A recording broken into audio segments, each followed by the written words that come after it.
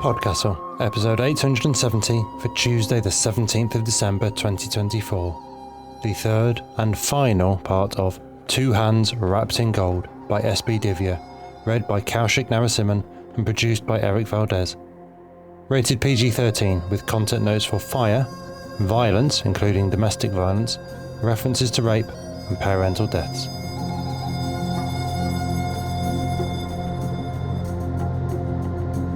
Good morning, good day, good afternoon and good evening, and welcome to PodCastle, the flying castle of fantasy fiction. I'm your host, Matt Dovey, and it is my privilege to present for your enjoyment Part 3 and the conclusion of Two Hands Wrapped in Gold by S.B. Divya, narrated by Kaushik Narasimhan. This story was first published in Uncanny Magazine issue 46, May 2022.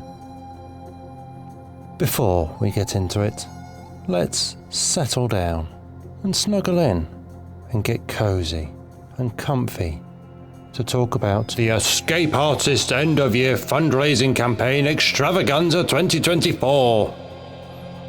This year, a bunch of incredibly generous, long-standing donors have agreed to match all other donations through the end of the month up to a current total of $7,000, which means that everything you donate will get immediately doubled for us, swelling the Dragon's Hoard like never before. To the point we might even share some of it with lasers, tentacles and curtains. And technically also Cat's Cast, but is it really sharing if it jumped up and stole it off the table in the first place? Anyway, this matching is eligible not only for one-off donations, and a reminder that if you go through the PayPal Giving Fund link through the Make a Donation button on our website, then PayPal cover all our fees so that we get every last bit of it, but also for all new Patreon subscriptions that start this month. And you know what you can do now on Patreon? You can gift a subscription and share the love with not only us, but also your nearest and dearest. As Patreon itself says, bring the world of Escape Artist Foundation to your friends and family. Which I am assured does not literally mean Pseudopod will start crawling out of your sink and the castle will crush in your driveway, but is in a more metaphorical sense of them getting access to whatever wonderful boons are granted at the tier you gift. If you fancy that Patreon subscription for yourself, then annual subscriptions are 12% off through December too, getting you a whole 63,072 minutes of free EA support in your year. Remember, though, start your subscriptions through a browser, not the Patreon app, to avoid the 30% App Store tax being added on top of your price. There's no need to pay it doesn't come to us anyway. You can get to any of these many and wonderful donation methods through the big stack of buttons on our homepage at podcastle.org, or get more information on the 2024 End of Year campaign at the mothership at escapeartist.net. Only 1% of our audience have ever donated, and yet with that we've kept going for nearly 20 years. It's Escape Pod's big birthday next year, and we've grown to be 5 shows that, we like to hope, represent the best of what the industry can be. Empowering our multinational and intersectional staff to grow and develop and lead, paying all our crew members to ensure that it's a viable option for folk that otherwise couldn't afford to lose the time to be involved in genre publishing, highlighting causes like Indigenous and Palestinian voices and Banned Book Week at Cast of Wonders, and so much more. And we can do so much more. We have so many plans and ideas and ways we want to make this industry and this world a better place. And now we're a non-profit, we can make that money go further than ever thanks to vastly reduced costs on all our platforms and get more of it back out to the creatives that underpin this whole venture. We've done so much with your support already. We can do so much more if you donate this month to get your contribution doubled by the matching fund. Thank you so much. Now, let's finish our story. S.B. Divya is a lover of science, math, fiction, and the Oxford comma. She is a Nebula, Hugo, Ignite, and Locus Award finalist and the author of novels Meru and Machine Hood. Her short stories have appeared in numerous magazines and anthologies, and she is a former editor of Escape Pod, a weekly science fiction podcast. Divya holds degrees in computational neuroscience and signal processing. Find out more at www.sbdivya.com. Kaushik Narasimhan is a management consultant by day and moonlights as a one-man band with a variety of instruments, a veena and an electric guitar. He also enjoys writing, reading and listening to speculative fiction. Hopefully you've picked up, as I've mentioned it twice already, that this is the third and final part of this story. If you've not listened to the first two parts, what's about to happen may make sense, but will have none of the emotional impact and resonance it ought to have, and you are only cheating yourself. Go back and listen to 868 and 869, then pop back here as I recap how we got here. We first met Rampala Lakshmi Charan as a babe who was gifted by the gods to turn things to gold with a touch. Such gifts are as often a curse, of course, which his parents well knew, and so in order to keep him safe they travelled, and they had a wise woman grant him this curse. If Rampala Lakshmi Charan turns an object into gold for another person, they must give him whatever he demands in return. If they don't, the golden object will turn to ash, and he will lose his ability forever. As they headed to Bavaria, Ram's father died of a fever, and Ram and his mother were stranded in the small village of Talgov. There, Ram befriended Ilzabil, eldest daughter of the miller, though she was the only one in the village who accepted them. After Ram made some small gold nuggets for his mother to trade at Salzburg market, word reached its way back to the village, and a few of the village's young men began threatening Ram and his mother for the gold they believed them to have. But the words of Ram's curse prevent him from giving it freely. It must be given in trade, or the gift will be lost forever. Eventually, Walter's patience ran out, and he came back, deeply drunk, and crippled Ram by stamping on all four of his limbs, then murdered Ram's mother and burned their hut down. Ram, now alone of his family, was rescued by Ilsa and nursed back to health in the local church. He stayed here a while till another needy village had displaced him, and he was packed off to Salzburg Abbey. This was a poor fit for Ram though, who would not surrender his parents' gods, and so he began sleeping in woods as he made his way back to Talgov to retrieve his parents' bronze trunk, still with his golden fox, father's clothes, and a spare bolt of his mother's golden cloth inside. Once back, he was overcome with the need to see Ilsa, who spotted him in the woods, and with the whistle of a snowfinch to act as a call between them, they met again by their climbing tree. Here, Ram at last told Ilsa the truth of his hands. Between them, they contrived the plan for Ram to discover gold in local caves and to meet Ilsa every fortnight for a package of food. This continued for years until Ilsa delivered the news that she had been promised in marriage to Conrad Stewardson, one of Ram's chief antagonists in the village and part of the group that had threatened his mother. Ilsa implored Ram to marry her instead, offering gold as a dowry. And though Ram realised he was in love with Ilsa, had always been in love with Ilsa, he could not overcome the terror that what had happened to his mother might happen to Ilsa too. He tells himself and her that she would be better off with Conrad, and when she implores him to surrender his gift by consciously breaking the terms of his curse so that they could be together, he refuses, fearing he would be nothing without that one talent. Ilsa leaves, vowing never to meet Ram again. After a brutal winter, Ram returns to Talgov one last time to see if Ilsa is happy, before he leaves forever to go home to his wider family. But Ilsa is not happy. Ilsa is bruised and beaten by her husband Conrad Stewardson, for she has not yet fallen pregnant. Ram considers what he might do, for gold cannot solve this problem unless he turn Conrad to gold, using his gift for murder, though his mother always warned him most stridently against such an act. And now pay attention, for our tale is about to conclude, and the stakes are high and the path is narrow.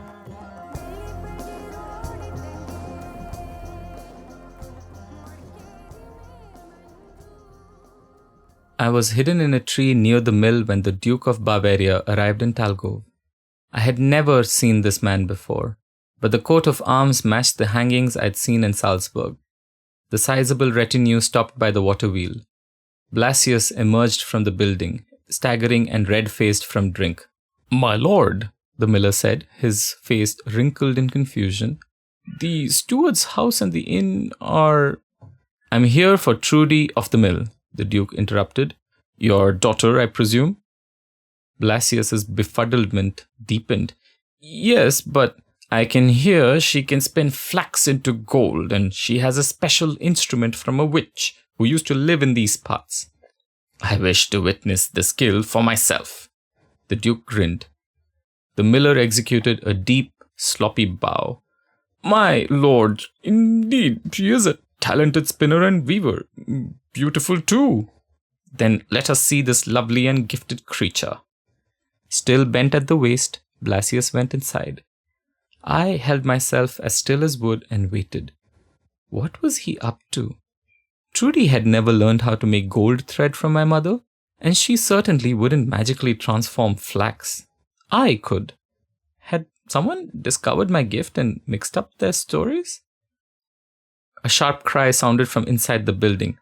Blasius emerged, holding Trudy's wrist in one hand and one of my mother's spindles in another. "See here!" He thrust Trudy forward and gestured at her head. "She made the golden thread for this embroidery. This ring and the chain about her neck too. Those used to be silver. She learned from a witch who used to live near our village. Take her. She will do well in your household." My stomach twisted with rage and disgust. Trudy's wimple came from one of my mother's fabrics. She wore my mother's wedding band and necklace. How had they obtained the jewelry except from my mother's body? How dare Blasius abuse my mother's memory like that? And why would he lie about it? He's desperate to see her married well. With Ilsebel secured to Conrad, there was no good match in the village for Trudy. Her looks, the golden hair, the womanly curves, had always attracted attention from men. A flush covered Trudy's round cheeks. She kept her gaze fixed on the ground and her hands trembled. I sat in my tree, frozen with indecision and fear. I could think of nothing in my power that would help her without revealing my secret. "Quite attractive," the Duke murmured. Then louder. "I will take her to Salzburg with me. I wish to have some gold thread made for my wardrobe. If she succeeds in her witchcraft, I will take this young lady to Regensburg and keep her safely with my treasury." The men in the Duke's retinue snickered. Trudy's flush crept down and across her neck. "Yes, good," Blasius said. He bobbed his head and swayed. "And if she fails, she will be burned." At that, Blasius fell to his knees, his face pale. "But my lord, I am your duke, and you will not deny me again, or else you will hang for the crime of consorting with witches." Trudy put a hand on her father's shoulder. To my surprise, she kept her chin level and her face calm as the duke took her up and placed her on his horse. Blasius stayed on his knees in the dust. As the retinue rode away, Ilsebel came running down the lane, Conrad's steward's son a few strides behind her.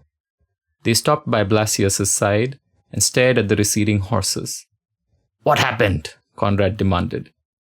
As the miller related a semi-coherent version of Trudy's fate and his impossible claim about her, Ilse raised her eyes and stared straight at my perch.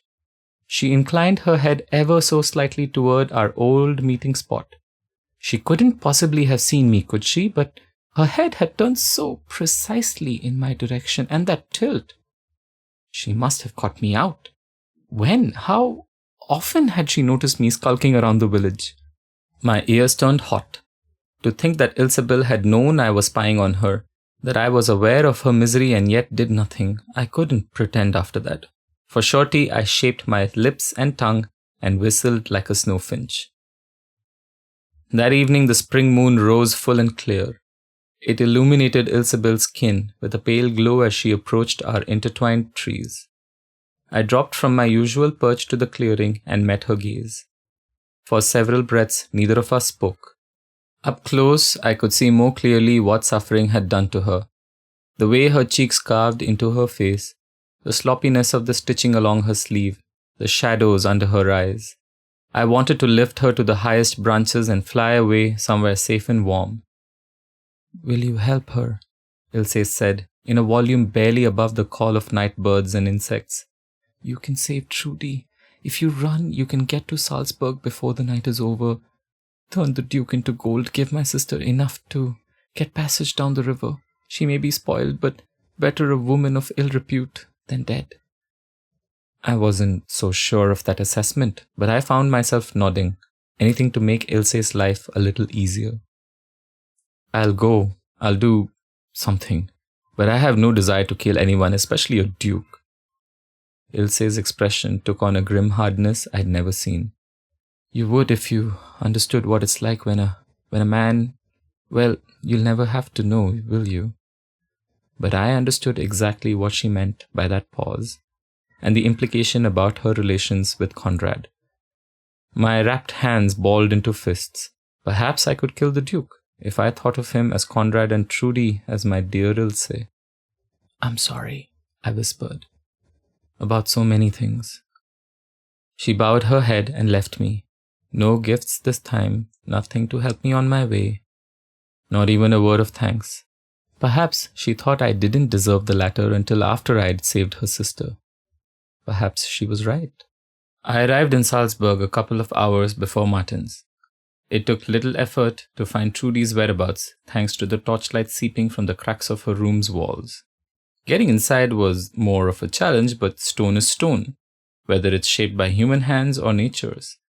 I climbed up and squirmed my way through the gaps under the timber roof. Trudy gave a startled gasp when I dropped into her room. You're Rumpel! You're Neeraja's boy. What are you doing here?"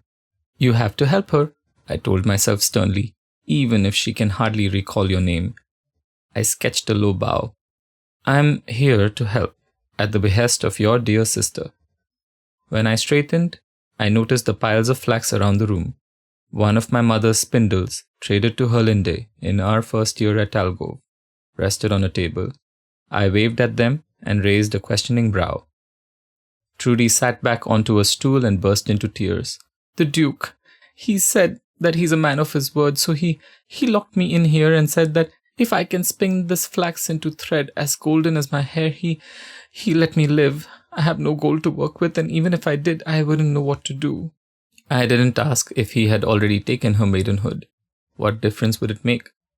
At least he'd given her a way to stay alive. I wouldn't have to kill him that night. "Very well, you spin the flax. I'll transform it into gold." Trudy gaped for a second. "You can really do that? I thought my father was telling drunken tales about Neeraja." He was, but he happened to guess right.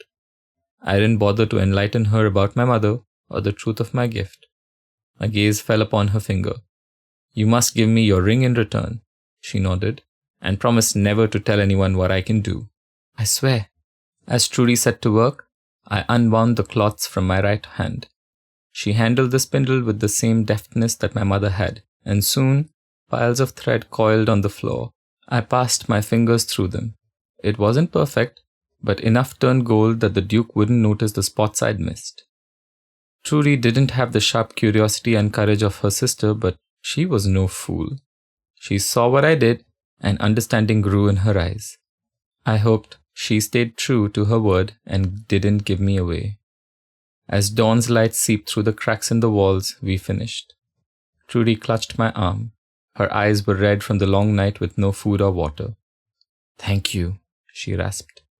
"Thank your sister," I wanted to say. Instead, I nodded and slipped away. I found a place to curl up and sleep in Salzburg. The next day, as I was taking a meal, I overheard people gossiping about the Duke and his golden lady, and the miracle she'd worked overnight. That it was now a miracle and not witchcraft did not surprise me. Rumor said that he would ask her to repeat her holy transformation again. I skulked around the city until nightfall, then made my way to the manor and Trudy's room. This time she had a window. Through it I observed her sitting by the spindle with an even larger pile of flax mounded on the floor. Her face lit with relief upon seeing me. "Thank the Almighty! I made the Duke believe that I could only work my miracle alone and at night." "And only with flax?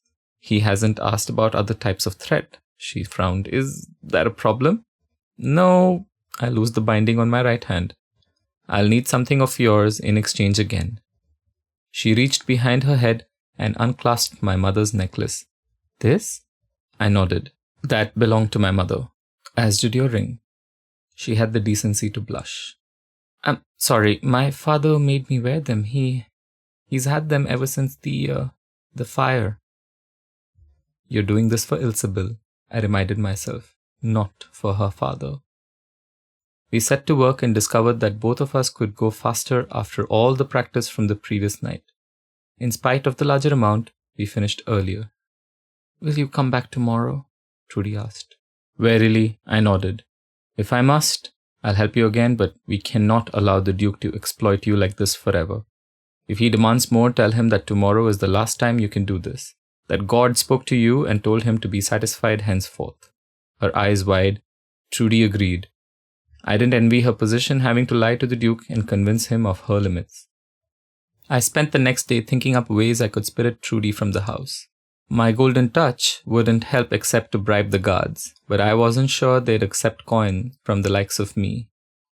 If anything, my possession of that kind of wealth might arouse suspicion. The window into the room was too small for Trudy to fit through. If I brought some chisels with me, perhaps we could loosen some stones in the wall and get her out that way.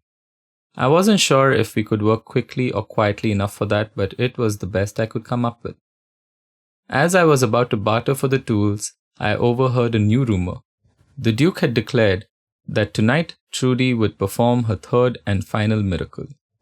And in the morning, the Archbishop of Salzburg would witness their marriage before the couple departed for Regensburg.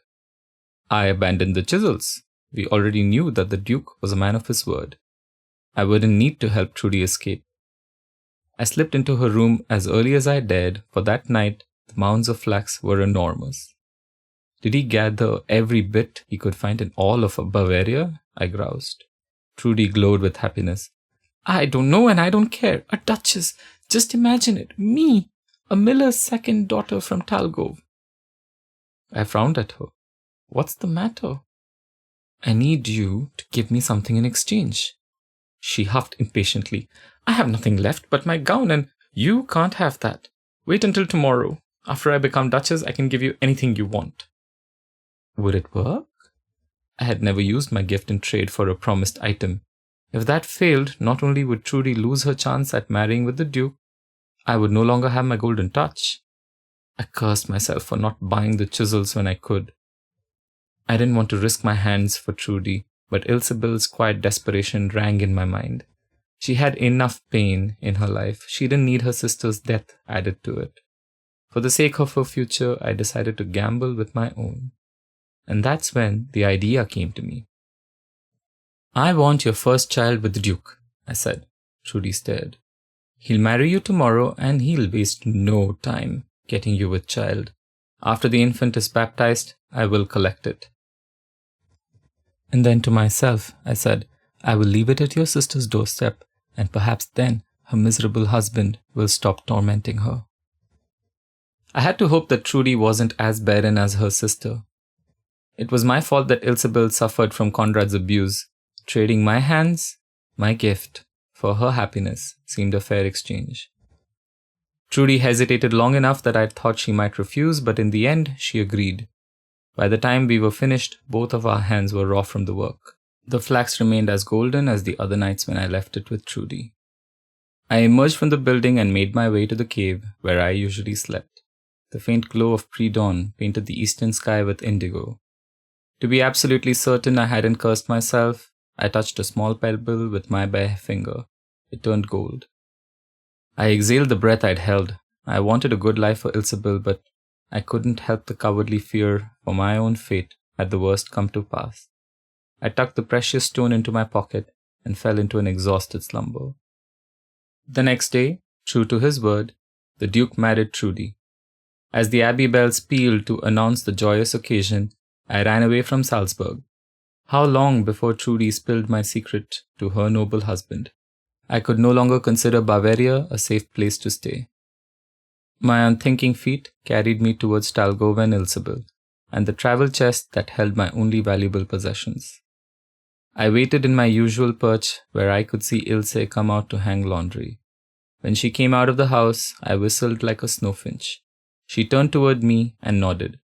I slipped away through the treetops and went to our meeting place. While I waited for her, I retrieved my chest and opened the false bottom. The clever device had preserved the family silks, my golden fox, and the last of my mother's woven cloth of gold. I'd stowed them all in my pack. If I'd been inclined to take the roads, I would have worried about bandits, but I was used to finding game trails and dry stream beds to make my way through the wilderness. A little while after sunset, I heard rustling footsteps and Ilsebel arrived at the clearing. The moon gave us only a sliver of light, but that was enough for me to see the worry and hope that mixed on her face.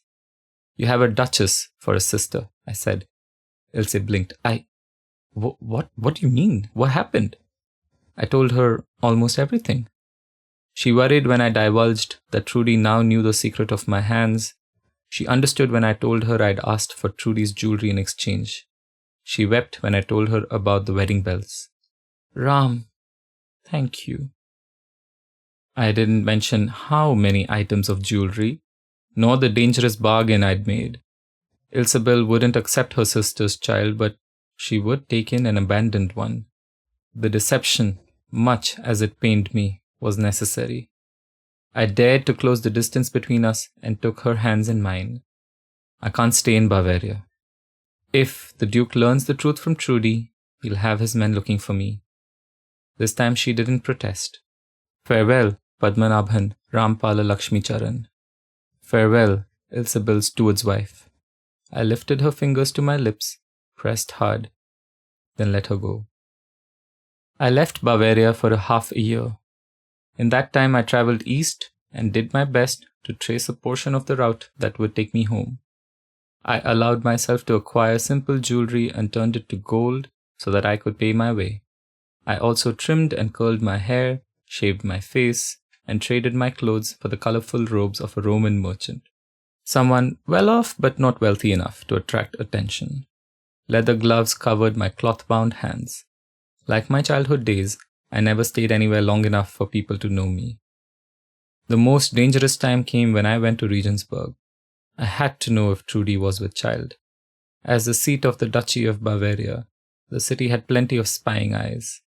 It wasn't as big or busy as Salzburg, which made keeping my anonymity more challenging.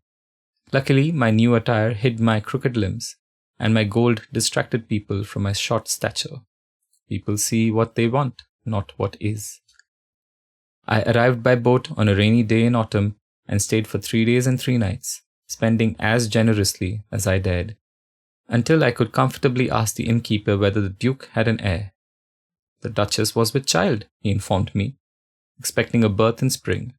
She would take her confinement in Salzburg, closer to the Archbishop, who would christen the child. I thanked Goddess Parvati that Trudy was more fertile than her sister.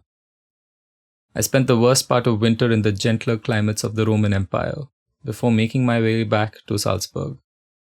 I didn't dare to stay in the city.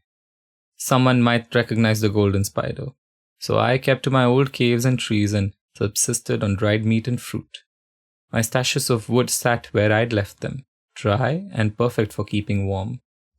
I listened for the abbey bells to tell me whether the child had been christened. At last, on an unusually warm and cloudy spring day, I heard them ring. The rain started as the procession left the church and headed back to the Duke's residence in Salzburg. I followed them from my vantage point in the trees, eventually running ahead to hide myself where I could see Trudy and the baby enter the house. Only a few rooms had windows, and the Duchess would certainly end up in one of them.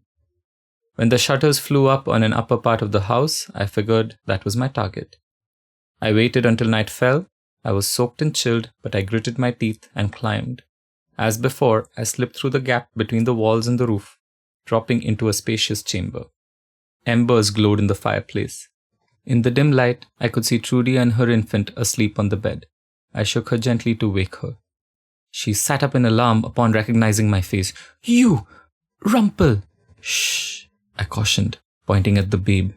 In a whisper, I said, "I've come to collect what I'm owed."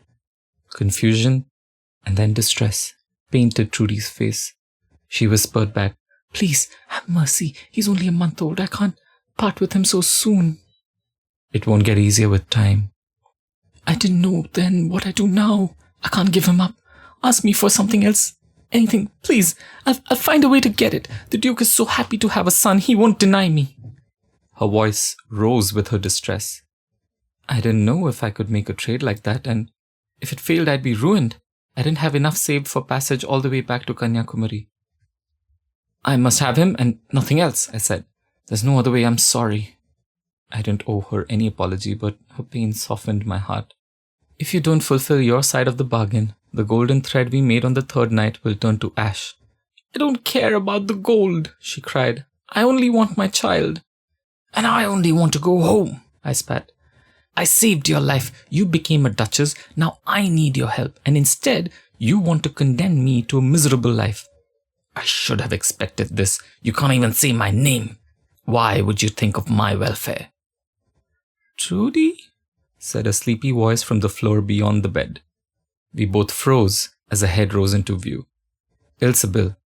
I'm not sure which of our expression was more shocked, hers or mine. Ram? Ilse said.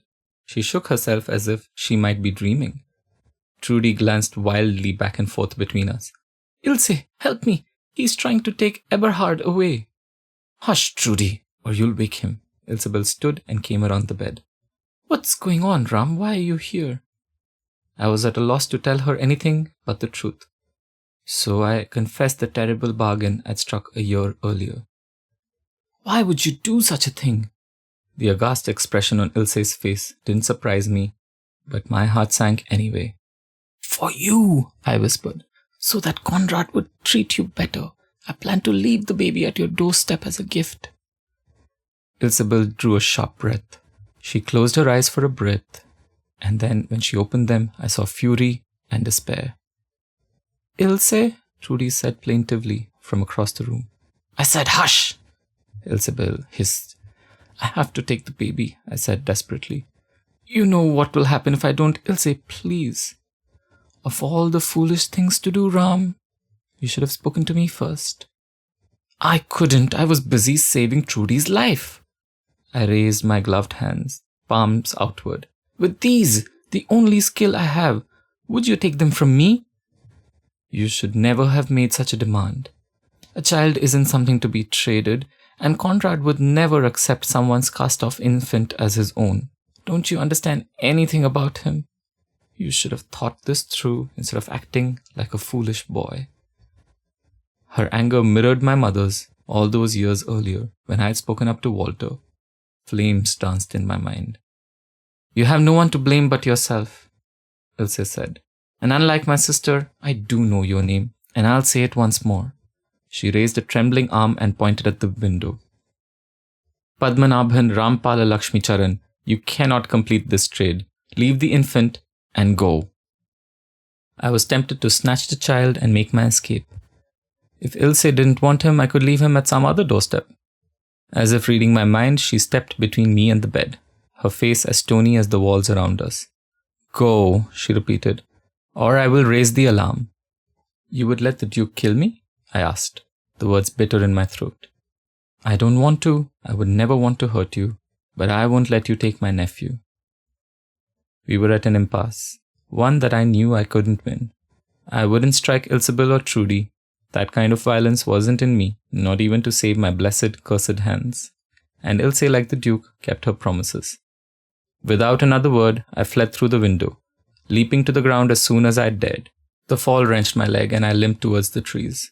Twice, I slipped on roots and fell to my knees. The second time, I didn't get up.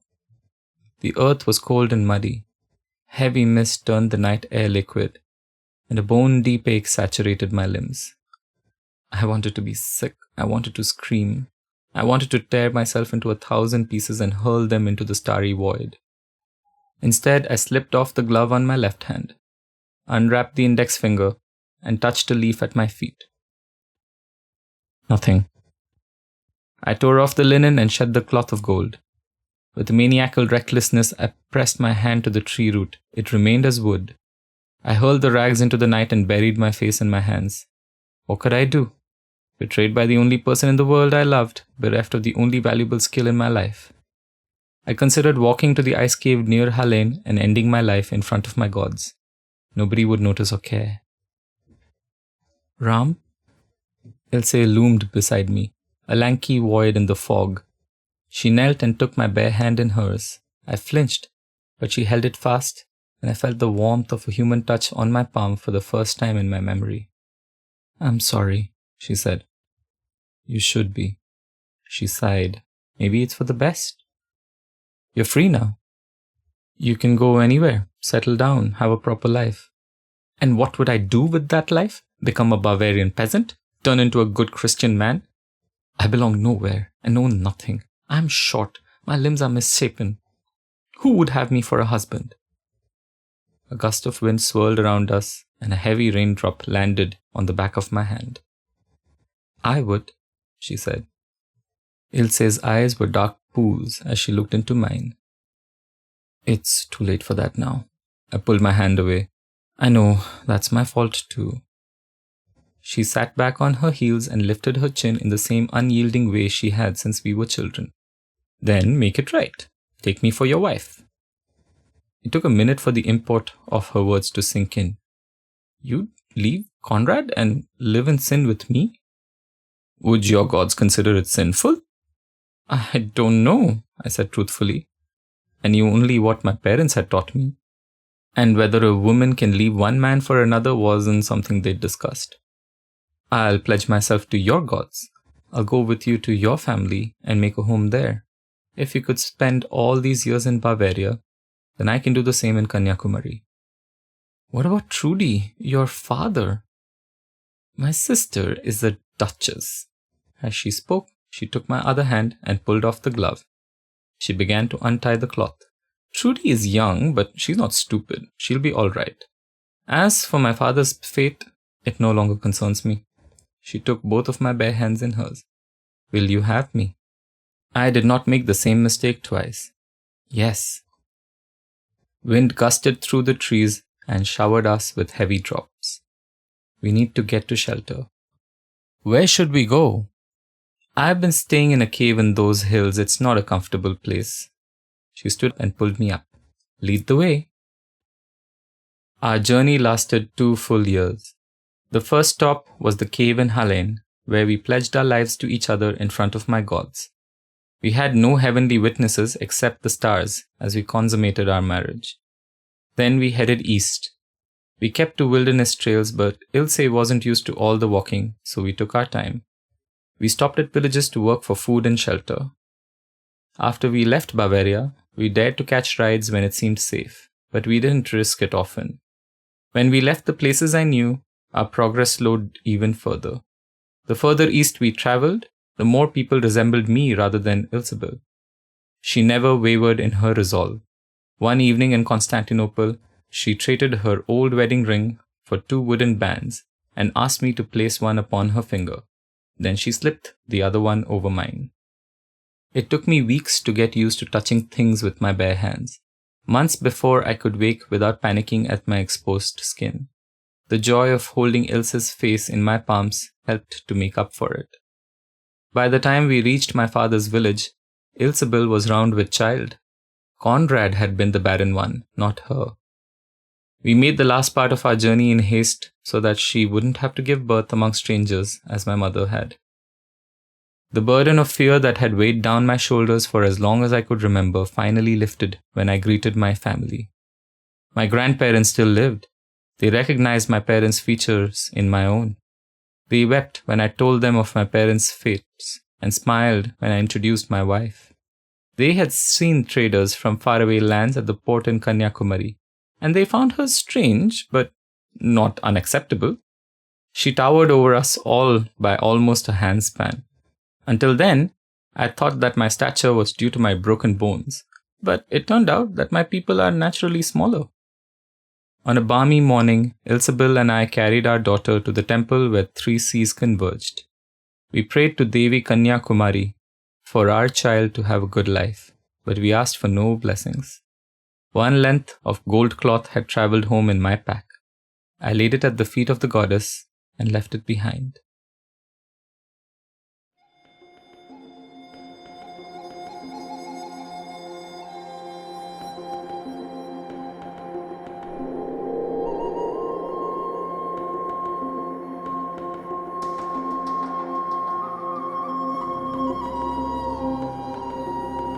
And welcome back. That was the conclusion of 2 Hands Wrapped in Gold by S.B. Divya. And if you enjoyed that, then this week I have got some recommendations for you.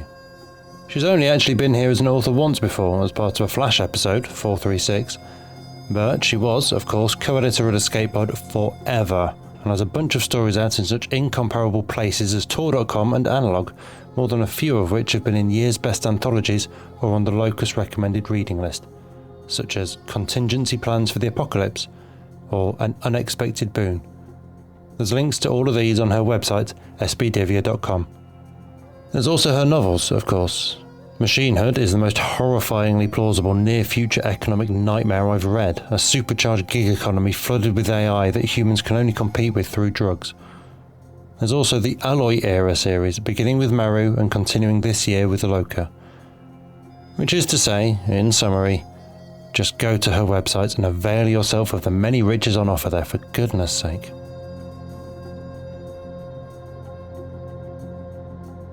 On Two Hands Wrapped in Gold, Divya told us, I was reading the fairy tale Rumpelstiltskin to my child, and I started to wonder about the motivations of the titular character. The reasons I came up with eventually intersected with the fact that I was an immigrant kid with a difficult to pronounce last name, and from that, this story was born. Thank you, Divya, for the story and that background. This was a wonderful, characterful story. Rumpelstiltskin is so often a grotesque figure, shunned, rejected and feared in the traditional tellings despite his gifts. But this rendition shows so much warmth and humanity and love. And, of course, that is generally what people are, aren't they? I know the world is dark right now. As I record this, it's not yet a month since a certain election. There are arrest warrants out for Israeli leaders after the genocide in Gaza, and the war in Ukraine is escalating alarmingly. But I still honestly and genuinely believe that most people are, at heart, decent. Led astray and manipulated by a world rapidly resembling Robert Bowery again, sure. I often think of the Discworld novel Jingo, and the genius of Sir Terry in having Sergeant Colon, heretofore a solid, relatable, everyman sort of character, be the one to regurgitate such standard trite nonsense about the foreigner being so lazy, though of course he doesn't mean Gorif round the corner who works all hours at his curry shop, no, them other foreigners, the unseen and insidious types he's warned about by the powers that be. And that's the rub of it, right? On an individual level, most people aren't hateful and consciously prejudiced, they try and treat everyone as best they can, albeit often still with the levels of unexamined prejudice baked in from society. By and large, though, it's the world that's racist, the system we're in, that offers different levels of opportunity and support to folks on the basis of their name, their skin, their partner. But somehow the common understanding of racism is that it's something an individual does rather than a systemic issue, essentially just name-calling. And most individuals know they wouldn't do that, and so as far as they're concerned, racism doesn't exist anymore, right? As it's summed up later in the novel by Commander Sam Vimes, it was so much easier to blame it on them. It was bleakly depressing to think that they were us. If it was them, then nothing was anyone's fault. If it was us, what did that make me? After all, I'm one of us. I must be. I've certainly never thought of myself as one of them. No one ever thinks of themselves as one of them. We're always one of us. It's the them that do the bad things. And so, Walter blames Ram's mother, the witch, because he is poor and starving and has no future to look forward to. But instead of blaming the feudal hierarchy above him, it is easier to look to the foreigner and be envious of what he imagines they have, rather than of the castle he knows his lord to sit in. I trust I don't have to belabour the parallels to contemporary billionaires and their drive to own both traditional and social media in full to shepherd their message of division and hate. It is naive of me to think that the world can be fixed if only people can talk to each other and recognise the common humanity. But, well, we were getting there with Twitter before a certain apartheid-profiting family member bought it out. I also want to be clear that the emotional burden of reaching out to make this connection should absolutely not fall on the already exhausted folk at the intersection of all this discrimination. There is, funnily enough, not a simple answer to racism awaiting you at the end of this podcast outro. Sorry. But I do know that talking to each other, and more importantly listening to each other, is definitely part of whatever that answer is, and that it will surely turn out, as it so often does, that the real gold was the friends we made along the way.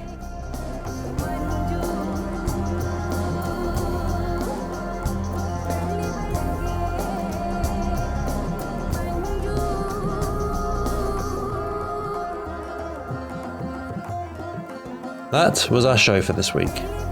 On behalf of everyone at PodCastle, your co-editors Shingai Enjoro Kagunda and Eleanor R. Wood, assistant editor Caitlin Zavanovich, audio engineers Devin Martin and Eric Valdes, and our many wonderful first readers, Andrew Cahoe, Craig Jackson, Amalia Harrington, Julia Patt, Kieran Corsaini, Ryan Cole, Sarah S. Messenger, Shrikripa Krishna Prasad, Tava Nova, Tierney Bailey, Zeev Witties, and myself, Matt Dovey.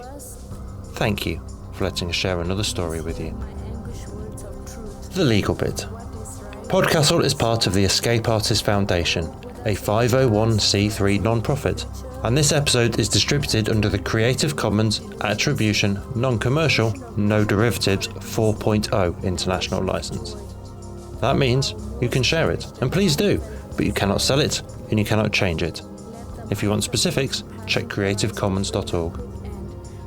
Our music is by Shiva in Exile. Everything we do on PodCastle is 100% donor funded, and if you'd like to support what we and the rest of EA do, please join us on our Patreon at patreon.com/EApodcasts. Prefer another method? There's details for supporting us via Twitch, Amazon Prime, Ko-fi and PayPal on escapeartist.net. We'll be back next Tuesday with another fantastic tale.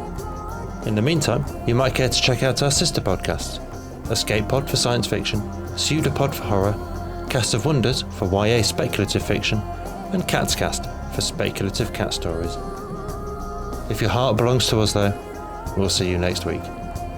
Be safe and be kind.